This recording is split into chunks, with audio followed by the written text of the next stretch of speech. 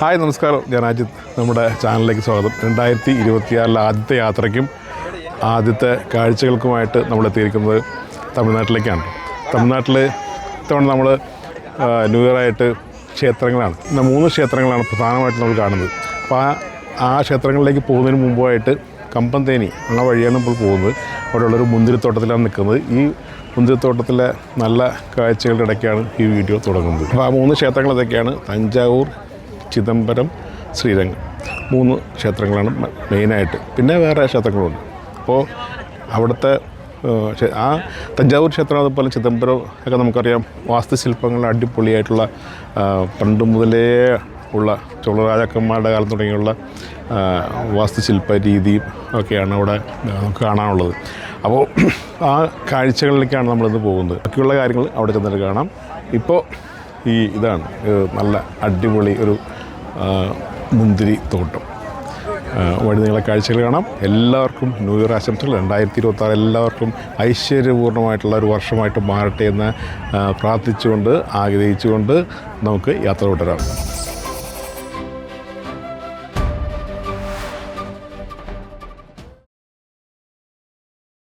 ഇത്തവണ വേറൊരു കാര്യം, ഒറ്റയ്ക്കല്ല പോകുന്നത്, ഒരു കൂട്ടമായിട്ടാണ് പോകുന്നത്. ഒരു ബസ്സിൽ കൊള്ളാവുന്ന ആൾക്കാർ, മോക്ഷ ട്രാവൽസാണ് ഈ ടൂറ് കണ്ടക്ട് ചെയ്തിരിക്കുന്നത്. മോക്ഷ അതൊരു പിൽഗ്രിം ടൂറുണ്ട്. അതുപോലെ തന്നെ ദർശൻ എന്ന് പറയുന്ന ഇന്ത്യയിലും വിദേശത്തും എല്ലാം നമ്മളെ കൊണ്ടുപോകുന്ന ടൂർ ഓപ്പറേറ്ററാണ് അവർ. അപ്പോൾ അവരുടെ ബസ്സാണ്, ഭാരത് ബെൻസാണ്. നല്ല സുഖമായിട്ട് യാത്രയാണ്. പുഷ് ബാക്ക് സീറ്റും ഒക്കെ ആയിട്ട് വളരെ എക്കണോമിക്കായിട്ട് യാത്ര ചെയ്യാവുന്ന ഒരു ഇവരുടെ ഒരു പാക്കേജാണിത്. ഇതിൽ 7000 രൂപയാണ് ഒരു ആളിൽ നിന്നും അവർ ചാർജ് ചെയ്യുന്നത്. വളരെ റീസണബിളായിട്ടുള്ളൊരു റേറ്റ്. 3 ദിവസത്തെ യാത്രയിൽ ഭക്ഷണവും എല്ലാം ഉൾപ്പെടെയാണിത്.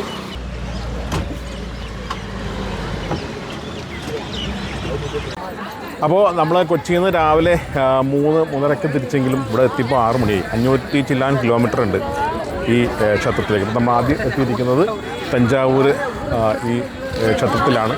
ചോളന്മാരുടെ കാലത്ത് പണിത് ഏതാണ്ട് 1000 പരം വർഷങ്ങൾക്ക് മുമ്പ് AD 985 തുടങ്ങി 1010 ഈ ക്ഷേത്രം പൂർത്തിയായെന്ന് പറയുന്നത്.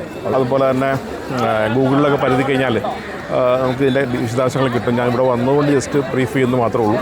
അപ്പോൾ ഭയങ്കരമായ കാഴ്ചകളാണ്. യാതൊരു ടെക്നോളജിയും ഇല്ലാത്ത സമയത്ത് എങ്ങനെ ഇത്രയും വലിയ ബൃഹത്തായ ക്ഷേത്രം പണിതു എന്നുള്ളത് നമ്മളെ അതിശയിപ്പിക്കുന്നതാണ്. യുനെസ്കോ അതുകൊണ്ട് തന്നെയാണ് ഇതിനെ പൈതൃക പട്ടികപ്പെടുത്തി ഇത് സംരക്ഷിച്ചു പോകുന്നത്. ആർക്കിയോളജിക്കൽ സർവേ ഓഫ് ഇന്ത്യ ആണ് ഇത് സംരക്ഷിച്ചു പോരുന്നത്. അപ്പോൾ 100,000-കണക്കിന് ഭക്തജനങ്ങൾ വരുന്ന അല്ലെങ്കിൽ സന്ദർശകർ വരുന്ന ഒരു ക്ഷേത്രമാണിത്. അപ്പോൾ ഇതിൻ്റെ ഉള്ളിലുള്ള ഇതിപ്പം നമ്മൾ പ്രവേശന കവാടത്തിൻ്റെ ഫ്രണ്ടിലാണ് നിൽക്കുന്നത്. ഇതിൻ്റെ അകത്ത് ഉള്ള ഒരു ഗോപുരം എന്ന് പറയുന്നത് ഏതാണ്ട് 19 നിലകളുള്ള ഒരു കെട്ടിടത്തിൻ്റെ സമാനമായ ഹൈറ്റാണുള്ളത്. 60 മീറ്ററിലധികം ഉയരമുള്ളത്. വൈകുന്നേരമാണ് ഇവിടെ, ഇത്രയും വൈകിയാണ് എത്തിയെങ്കിലും രാത്രിത്തെ കാഴ്ചകൾ മാത്രം ഇവിടെ കാണാൻ പറ്റും. നമ്മൾ രാവിലെ വീണ്ടും വരുന്നുണ്ട്. രാവിലെ നല്ല വെളിച്ചത്തിൽ അതിൻ്റെ ക്ഷേത്രത്തിൻ്റെ കാഴ്ചകളൊക്കെയാണ്. ഇപ്പോൾ വന്നതുകൊണ്ട് മാത്രം, ഈ സമയത്ത് വന്നതുകൊണ്ട് മാത്രം ഇതിൻ്റെ കാഴ്ചകൾ ജസ്റ്റ് ഒന്ന് കാണിക്കുകയാണ്. രാവിലെ നമുക്ക് ഇതിൻ്റെ കാഴ്ചകൾ കാണാം. അപ്പോൾ ഞാൻ നേരത്തെ പറഞ്ഞ പോലെ ഒരു ടെക്നോളജി പോലത്തെ യാതൊരു ടെക്നോളജി ഇല്ലാത്ത സമയത്ത് അതെങ്ങനെ ഇവർക്ക് സാധ്യമായി എന്നുള്ള അതിശയിപ്പിക്കുന്ന കാഴ്ചകൾ നമുക്ക് ഉള്ളിൽ ചെന്ന് കാണാം. ഗൈഡുണ്ട്, മോക്ഷ ട്രാവൽസിൻ്റെ ഗൈഡ്. അതുപോലെ തന്നെ ഇവിടുത്തെ ഒരു തമിഴ് ഗൈഡ് നമുക്കുണ്ട്. കാര്യങ്ങളൊക്കെ വിശദീകരിക്കും. ഉള്ളിൽ കാണാം. கவர்மெண்ட் வந்து செலிப்ரேட் பண்ணது 1000 இயர். இப்போ ஏஜ் ஆஃப் டெம்பிள் வந்து 1016 கோயிங் ஆன். இந்த ஊர்லேயும் கும்பகோணம் சைட்லேயும் நோ ராக்ஸ், நோ மவுண்டன், எல்லாம் அக்ரிகல்ச்சர் லேண்ட். டெல்டா புதுக்கோட்டைன்னு ஒரு ஊர். அந்த ஊருக்கு பக்கத்தில் ஒரு மலை பேர் வந்து நார்த்தான் மலைன்னு பேர். ஒரு ஹில்ஸ் பேர் நார்த்தான் மலை.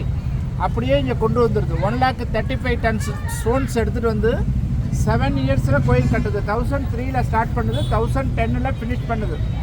அந்த காலத்தில் ஃபயர் ஒர்க்ஸ் கிடையாது, வெடிமருந்து கிடையாது. எப்படி ராக்கை பிரேக் பண்ணிச்சுன்னா, first make some holes on the rock. உள்ளே மரத்தில் ஓட்டப்படுது, உள்ளுக்குள்ளே வந்து மரத்தை இன்சர்ட் பண்ணுது. அதுக்கப்புறம் டெய்லி வாட்டர், மரம் வந்து அப்சர்வ் பண்ணிகிட்டே வருது வாட்டரை. ஒரு நாளைக்கு மரம் எக்ஸ்பெண்ட் ஆகும்போது ராக்கு பிரேக் ஆகுது. எல்லாருக்கும் புரியுதா? இதான் ராக்கு பிரேக் டெக்னிக். எப்படி 75 கிலோமீட்டர் கொண்டு வந்துச்சுன்னா நிறைய பவர்ஃபுல் மேன்ஸ், எலிஃபண்ட், ஹார்சஸ், பிரிசனர்ஸை யூஸ் பண்ணி கொண்டு வருது.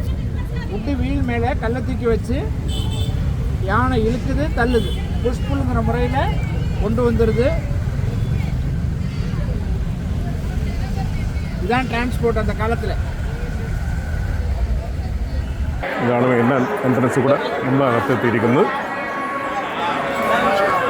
ராகு டெம்பிள் இதை தரிசனம் பண்ணுங்க, எல்லாம் தரிசனம் பண்ணுங்க. ராகு ഈ കാണുന്നതാണ് ഇന്ത്യയിലെ രണ്ടാമത്തെ ഏറ്റവും വലിയ ഒറ്റക്കൽ നന്ദി പ്രതിമ എന്ന് പറയുന്നത്. ഈ ശിവപ്രതിഷ്ഠയാണ് ഇവിടെ. ശിവപ്രതിഷ്ഠയ്ക്ക് മുന്നിലായി ശിവൻ്റെ വാഹനമായ നന്ദി ആണ് ഇവിടെ കാണുന്നത്.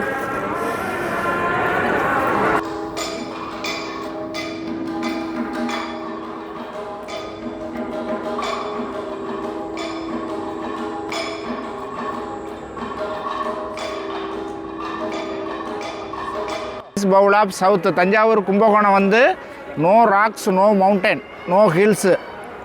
அதே மாதிரி இந்த ஊரில் வந்து ஹேண்டிகிராஃப்ட்ஸ் ரொம்ப famous. Dancing doll, veena birth place, Thanjavur painting, panchadhatu, brass, lamp, garland, plate, sari எல்லாம் இந்த ஊரில் ஃபேமஸ்ஸு. இப்போயும் அந்த ஜெனரேஷன் பீப்புள் டூ இட். மூணாவது கிளாசிக்கல் டான்ஸு பரதநாட்டியம். யாரெல்லாம் பரதநாட்டியம் கற்றுருக்குது? யாரும் இல்லையா? 1000 வருஷத்துக்கு முன்னாடி 400 பரதநாட்டியம் கேர்ள்ஸை ராஜராஜ சோழன் அப்பாயின்மெண்ட் பண்ணுது. வெளியில் தங்க வச்சு தினமும் அம்பலத்துக்குள்ளே வந்து தினமும் சிவனை மகிழ்விக்குது. கிங் வந்து வாட்ச் பண்ணுது. மராட்டா காலத்தில் அந்த ஸ்டேஜில் கிங் உட்காந்துருக்கும், இங்கே டான்ஸ் ஆடும். 2010 1000 இயர்ஸ் செலிப்ரேட் பண்ணிச்சு. 1000 கேர்ள்ஸ் வந்து இங்கே பர்ஃபார்மன்ஸ் பண்ணி கின்னஸ் ரெக்கார்ட் பண்ணிச்சு. வினித்து வந்துருந்துச்சு 2010 1000 பரதநாட்டிய கேர்ள்ஸு. லாஸ்ட் மந்த்து ராஜராஜ சோழனோட பிறந்த நாள். வருஷம் இருக்குமா? வருஷம் இருக்குது. இவ்வளோ பீப்புள் இருக்காது. ஆனால் வருஷம் ராஜராஜ சோழனோட அப்புறம் பிறந்த நாள் 1040 கேர்ள்ஸு பர்ஃபார்மன்ஸ் பண்ணிச்சு. யாருக்கெல்லாம் பரதநாட்டியம் கற்றுக்கணும்னு நினைக்குதோ மார்ச், ஏப்ரல், மே, ஜூன் தஞ்சாவூருக்கு 11 மணிக்கு வரணும். ரொம்ப சூடாக இருக்கும். எல்லோரும் ஆட்டோமேட்டிக்காக பரதநாட்டியம் ஆடும். மார்ச், ஏப்ரல், மே, ஜூன் மாதத்தில் இந்த கோயிலில் ரொம்ப சூடு இருக்கும். எல்லாம் ஆட்டோமேட்டிக்கலி பரதநாட்டியம் பாடும். அதே மாதிரி இது லிங்கம். உள்ளுக்குள்ளே சிவன் வந்து லிங்கத்தில் இருக்குது. இந்தியாவிலே மிகப்பெரிய லிங்கம் 18 அடி. மத்திய பிரதேசில் நர்மதா ரிவர்லேருந்து கடல் மார்க்கமாக கொண்டு வந்திருக்கு. அதே மாதிரி 3 பார்ட்டாக இருக்கும். பிரம்மா டவுனில் வந்து பிரம்மா, நடுப்புற விஷ்ணு, மேலே மகேஸ்வரான்னு சொல்லும். மகேஸ்வரா நெத்தியில் 3 லைன் இருக்கும். பிறக்கிறோம், வாழ்கிறோம், இறக்குறோம். பர்த்து, லைஃபு, டெத்து. மேலே 5 தலை நாகம் இருக்கும். 5 பஞ்சபூதங்களை குறிக்கும். நிலம், நீர், நெருப்பு, காற்று, ஆகாயன்னு பேர். எல்லா ஊர்லேயும் கோயிலை கட்டிட்டு லிங்கத்தை வைக்கும். இந்த ஊரில் டிஃப்ரெண்ட் ஐடியா பண்ணியிருக்க ராஜராஜ சோழன் வந்து 50 அடிக்கு ஆழம் தோண்டுது. மண் தோண்டி எடுத்துட்டு ஆற்று மணல் எடுத்து ஃபில் பண்ணிக்குது. ஃபஸ்ட்டு சிவலிங்கத்தை வச்சிருது. அப்போ சிமெண்ட்டு கிடையாது. ஒரு கல்லோட ஒரு கல்லை லாக் பண்ணி கொண்டு போகுது. அங்கே பாருங்க, எல்லா கோயில்லையுமே கீழே இருந்து மேல் பகுதிக்கு பேர் சான்ஸ்கிரிட் வேர்டு விமானம்னு பேர். 13 அடுக்கு. அதுக்கப்புறம் அந்த கல் இருக்குது பாருங்கள், மேலே சிகரம். அதான் அந்த கோயிலோட ஹைலைட்டு. 81 டன் ஒரே கல். எப்படி கொண்டு போய் வச்சுச்சு 1000 வருஷத்துக்கு முன்னாடி? கிரைன் கிடையாது. 6 கிலோமீட்டருக்கு அப்புறம் ஃபோட்டோ எடுத்துக்கலாம். 6 கிலோமீட்டருக்கு ரேம்ப் பண்ணிக்குது. தஞ்சாவூர்லேருந்து கும்பகோணம் போகிற ரோட்டில் 6 கிலோமீட்டருக்கு கல்லாலையும் மண்ணாலையும் ரேம்ப் பண்ணிக்குது. இப்போ யானை என்ன பண்ணுது? புஷ்புல்ங்கிற முறையில் கொண்டு வருது. கொண்டு வந்து வச்சுட்ட பிறகு தான் ஆர்டிஸ்ட் மேலே போகுது. மேலேருந்து சிற்பங்களை செதுக்குது. உள்ளுக்குள்ளே கோயில் வந்து இப்போ எம்டியாக தான் இருக்குது. இங்கே பாருங்க, இவ்வளோ பெரிய டெம்பிளுக்கு அஸ்திவாரம் வந்து வெறும் 6 அடி மட்டும்தான். 3 டைம் மேஜராக எர்த்குவைக் வந்திருக்கு. ஒரு பின் பாயிண்ட்டு கூட சேஞ்ச் ஆகலை. அந்த மேலே இருக்குது பாருங்கள் மெட்டல் போர்ஷன். கலசா 12 அடி உயரம், 720 கிலோ வெயிட்டு. எவரி 12 இயர்ஸ் வந்து இந்த கோயிலில் கும்பாபிஷேகம் நடக்கும். நார்த் இந்தியா சைடில் கும்ப மேளா நடக்கும், இங்கே கும்பாபிஷேகம் நடக்கும். கோவிட் 1 மாதத்துக்கு முன்னாடி இந்த கும்பாபிஷேகம் நடந்துச்சு. உட்டு ரேம்ப் பண்ணி ப்ரிஸ்ட்டுக்கெல்லாம் ட்ரைனிங் கொடுத்து லாஸ்ட் டே எல்லா டெம்பிளில் 20 வருஷத்துக்கு முன்னாடி ராஜராஜ சோழனும் அது சிஸ்டரும் காஞ்சிபுரம் போகுது. கைலாசநாதர் டெம்பிளை பார்க்குது, வைப்ரேஷன் கிடைக்குது. அதுக்கப்புறம் தஞ்சாவூர் கேபிட்டலில் வந்து இந்த கோயிலை கட்டுது. 1000 வருஷத்துக்கு முன்னாடி டிரான்ஸ்போர்ட் கிடையாது. எல்லாம் இங்கே தான் வந்து தங்கணும், இங்கே தான் ரெஸ்ட் எடுக்கணும். இது பேர் தர்மசாலா சத்திரம்னு சொல்லும். அதே மாதிரி ஈக்குவல் ரைட்ஸ் கொடுத்துருக்கு லேடிஸை. 1000 வருஷத்துக்கு முன்னாடி பெண்களை ஜட்ஜஸாக நியமிச்சிருக்கு, பசுமாடை வாங்கி கொடுத்து பாலை ரெக்கவர் பண்ணியிருக்கு, பேங்க் ரன் பண்ணியிருக்கு, எலெக்ஷன் நடத்தியிருக்குது. இங்கே பெய்கிற மழை தண்ணி 3 கிலோமீட்டருக்கு போகுது. Colour white. இந்த நீங்கள் நிற்கிற கல் தான் ஒயிட்டு. கெமிக்கல் வாஷ் பண்ணதால் பேர்ட்ஸ் எல்லாம் அக்லி பண்ணுறதால எவரி 5 இயர்ஸ் வந்து கெமிக்கல் வாஷ் பண்ணுது. இதுக்குள்ளே 252 சிவலிங்கம் பெயிண்டிங் இருக்குது. ராஜராஜ சோழனோட லக்கி நம்பர் 9. ஃபஸ்ட்டு என்ட்ரன்ஸு 90 அடி 90 feet 9 + 0 9. Second entrance 54 5 + 4 9. 18 security guard 9. 1008 Nandi 9.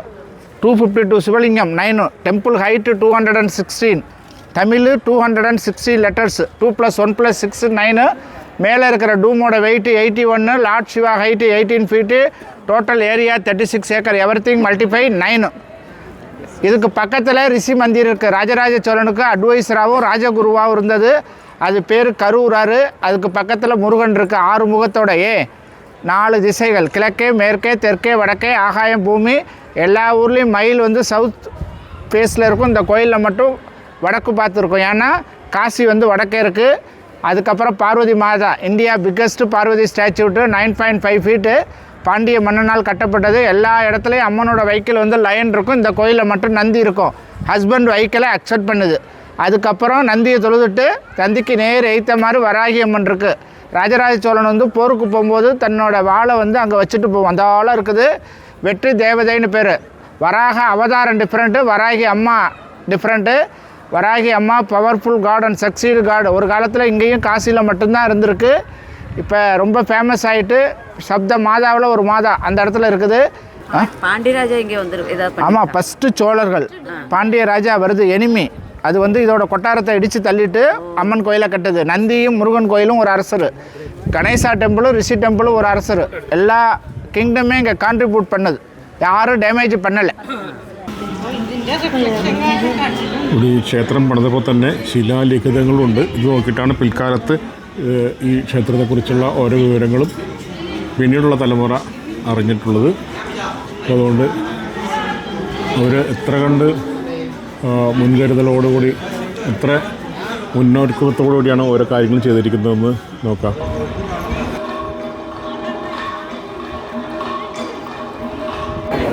ഇതൊരു ശില്പമല്ല, ഇവിടെ വന്നൊരു ഭക്തൻ പോസ് ചെയ്തിരിക്കുന്നതാണ് കാണുന്നത്. അതിൽ നന്നായിട്ടുണ്ട്.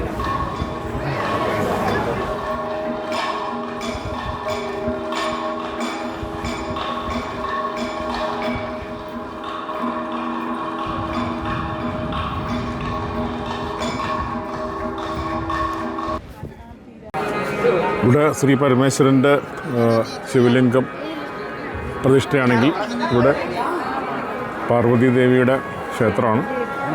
ഇതിൻ്റെ അകത്തെല്ലാം ഫോട്ടോഗ്രാഫിയും അതുപോലെ വീഡിയോഗ്രാഫിയും ഒന്നും അലൗഡ് അല്ല. അതുകൊണ്ട് നമ്മൾ അകത്ത് കയറി ഒന്നും ചെയ്യുന്നില്ല. പുറത്തു നിന്നുള്ള കാഴ്ചകൾ മാത്രമേ കാണിക്കുന്നുള്ളൂ.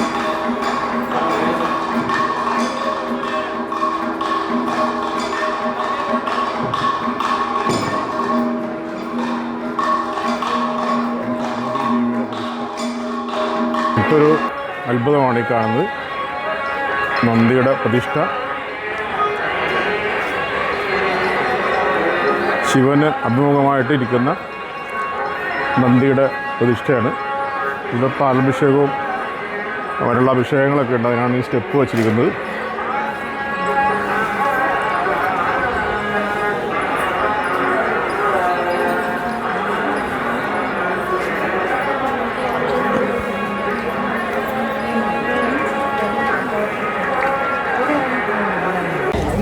ഏർലി മോർണിംഗ് ഒരു 6 മണിയൊക്കെ കഴിഞ്ഞപ്പോൾ 6:30 ദൃശ്യങ്ങളാണ് ഈ കാണുന്നത്. ലൈറ്റ് വരുന്നേ ഉള്ളൂ. അപ്പോൾ ചോളന്മാർ പണിത, രാജരാജ ചോളൻ പണിത ഈ ക്ഷേത്രത്തിൻ്റെ ചുറ്റും ഒരു കോട്ട പോലെയാണ്. ഈ കോട്ടയുടെ മുന്നിൽ നമ്മൾ പൊതുവെ കാണാറുള്ള പോലെ ഒരു കിടങ്ങ്, ഒരു വലിയ അവരുടെ സംരക്ഷണത്തിന് വേണ്ടിയിട്ട്, ശത്രുക്കളിൽ നിന്നുള്ള സംരക്ഷണത്തിന് വേണ്ടിയിട്ട് ഒരു വലിയ കിടങ്ങും കാര്യങ്ങളുണ്ട്. ഉള്ളിൽ നിന്ന് പുറത്തേക്ക് ആക്രമിക്കാനും കാണാനും ഉള്ള ഒരു സൗകര്യം. കോട്ടയുടെ പൊതു സ്വഭാവമാണ്, അതൊക്കെ ഇവിടെ ദൃശ്യമാണ്. ഇപ്പോൾ ഇവിടെ വെള്ളമൊന്നുമില്ല. ഇവിടെ കാട് പിടിച്ച് കിടക്കുകയാണ് ഈ ഇവിടുത്തെ കിടങ്ങ്. പറഞ്ഞു രാവിലത്തെ ഒരു വ്യൂ ഒന്ന് കാണാം. അപ്പം രാവിലെ ഇപ്പം 7 മണിയോടടുത്തായെങ്കിലും നല്ല വെളിച്ചം കിട്ടിയിട്ടില്ല. കാരണം ചെറിയ മഴ രാത്രി ഉണ്ടായിരുന്നു. പിന്നെ നല്ലൊരു ക്ലൈമറ്റ് ആയിട്ടില്ല. എന്നാലും ഉള്ള വെളിച്ചത്തിൽ നമുക്ക് കാണാമെന്ന് മാത്രമേ ഉള്ളൂ. രാത്രി നമ്മൾ ആ ലൈറ്റിലൊക്കെ കണ്ടു. അപ്പോൾ ഇപ്പോൾ നമ്മുടെ മോക്ഷ ട്രാവൽസിലെ ആദർശുണ്ട് കൂടെ. ആദർശം നമ്മുടെ സഹായത്തിനായിട്ട് ഈ പിൽഗ്രിം ട്രിപ്പിലുള്ളതാണ്. ആദർശ് എന്താണ് ഈ ക്ഷേത്രത്തെക്കുറിച്ച് എന്തെങ്കിലും ഒന്ന് പറയാനായിട്ടുള്ള എന്താണ്? ഉള്ളിലുള്ള ശിവലിംഗം അല്ലേ പ്രതിഷ്ഠ? ആ ശിവലിംഗത്തിന്റെ വലിപ്പം കാര്യങ്ങളൊക്കെ ഒന്ന് പറഞ്ഞേ. ശിവലിംഗം എന്ന് പറഞ്ഞാൽ ഇന്ത്യയിലെ തന്നെ ഏറ്റവും വലിയ ശിവലിംഗമാണ്.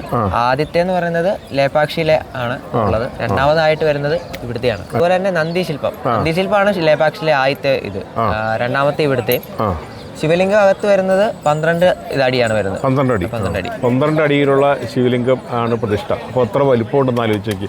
അവർ നമ്മൾ ഉള്ളിൽ ഫോട്ടോഗ്രാഫിയും വീഡിയോഗ്രാഫിയും അലൗഡ് അല്ല. അതുകൊണ്ടാണ് നമ്മൾ പുറത്ത് നിന്ന് ഇതിൻ്റെ കാര്യങ്ങൾ പറയുന്നത്. നമ്മൾ ഉള്ളിൽ കയറി അതിൻ്റെ കാര്യങ്ങളൊക്കെ കണ്ടതാണ്. പക്ഷേ അത്തരം കാര്യങ്ങൾ നമുക്ക് ഉള്ളിൽ ഷൂട്ട് ചെയ്യാൻ അനുവദിക്കുന്നില്ല അവർ. ഇതൊക്കെ തന്നെ വളരെ അവരുടെ പെർമിഷനൊക്കെ എടുത്തിട്ടാണ് ചെയ്യുന്നത്. പിന്നെ ഇവിടുത്തെ പറയുകയാണെങ്കിൽ ഏതാണ്ട് പഴയ കാലങ്ങളിലെ ചിത്രങ്ങളെല്ലാം ഉണ്ട് ഇവിടെ. പിന്നെ പെയിന്റിങ്സ് അല്ലേ? പഴയ ലിപി മൊത്തം സൈഡ് വഴി എല്ലാം വെച്ചിട്ടുണ്ട് അല്ലേ? പിന്നെ ഇവിടുത്തെ മൊത്തം ഇതിൻ്റെ അടി നമ്മളിതിൽ ആയിട്ട് പറഞ്ഞു. 3 എർത്ത് സർവേ ചെയ്താന്ന് പറഞ്ഞു. അപ്പോൾ അന്നത്തെ 1000-അധികം വർഷങ്ങൾക്ക് മുമ്പുള്ള ക്ഷേത്രമാണെങ്കിലും ഭൂകമ്പത്തിനെ അതിജീവിച്ചു എന്ന് പറയുമ്പോൾ അതിൻ്റെ കൺസ്ട്രക്ഷൻ എന്താണെന്ന് നമ്മൾ ആലോചിക്കണം. അതിൻ്റെ എൻജിനീയറിങ് ടെക്നോളജി എന്താണെന്ന് നമ്മൾ 1000 വർഷങ്ങൾക്ക് മുമ്പ് അവരെത്ര കണ്ട് അതിനെ മുന്നിൽ കണ്ടാണ് അത് ചെയ്തതെന്ന്. അപ്പോൾ വളരെ അത്ഭുതങ്ങൾ നിറഞ്ഞ ഒരു ക്ഷേത്രം തന്നെയാണിത്. നമ്മളിന്ന് അടുത്ത ക്ഷേത്രങ്ങളിലേക്ക് പോവുകയാണ് അല്ലേ? അപ്പോൾ ഗംഗൈക്കൊണ്ട ചോളാപുരം എന്ന് പറഞ്ഞു. ഗംഗൈക്കൊണ്ട ചോളാപുരം എന്ന് പറയുന്ന ക്ഷേത്രത്തിലേക്കാണ്. പിന്നെ ചിദംബരവും നടരാജക്ഷേത്രം. ചിദംബരവും വലിയ കാഴ്ചകൾ കാത്തിരിക്കുന്നു. അപ്പോൾ ആ കാഴ്ചകളിലേക്ക് നമ്മൾ പോവുകയാണ്. അപ്പോൾ പെയിൻറ്റിങ്സിൻ്റെ അവൈലബിൾ ലൈറ്റിൽ നമുക്ക് ചെറിയതായിട്ടൊന്ന് കാണാം. അതെടുത്തിട്ട് നമുക്ക് പോവാം.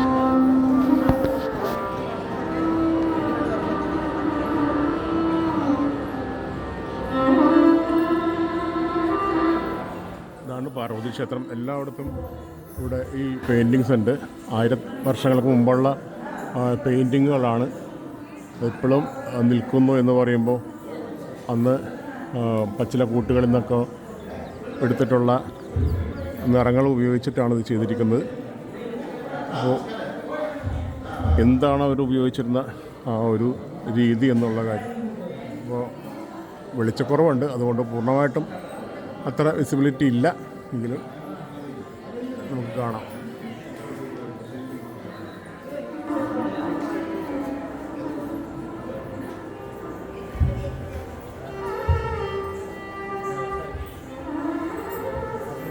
ശിവലിംഗ പൂജ ചെയ്യുന്ന ഭക്തരുടെ ഒരു ശില്പങ്ങളാണ് ഈ കാണുന്നത്.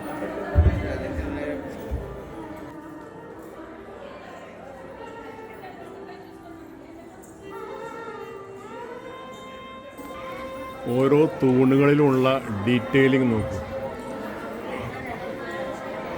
ശില്പചാതുരി എന്നൊക്കെ പറയുന്ന ഇതാണ്. മുഴുവനും ഹാൻഡ് മെയ്ഡായിട്ടുള്ള കാര്യങ്ങളാണ്. ഇന്നത്തെ പോലത്തെ മെഷീനറികളോ മറ്റുള്ള സംഭവങ്ങളോ ഒന്നുമില്ല. ഒറ്റക്കൽ പാറയിൽ കൊത്തിയെടുക്കുന്ന രീതിയാണ് അവർ അവലംബിച്ചിരുന്നത്. അതുകൊണ്ട് തന്നെ ഇതെല്ലാം വളരെ സ്ട്രോങ് ആയിട്ടുള്ള കൺസ്ട്രക്ഷനാണ്.